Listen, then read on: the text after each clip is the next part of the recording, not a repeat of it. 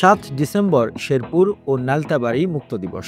1971 সালের এই দিনে পাক হানাদার বাহিনীকে পরাজিত করে মিত্র বাহিনীর সহায়তায় মুক্তিযোদ্ধারা শেরপুর সদর উপজেলা ও নালিতাবাড়ী অঞ্চলকে শত্রুমুক্ত করে।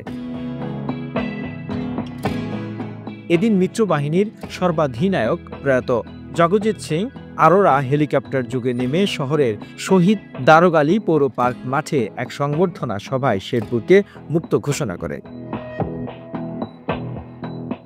এ সময় মুক্ত শেরপুরের প্রথম বাংলাদেশের পতাকা উত্তোলন করা হয়।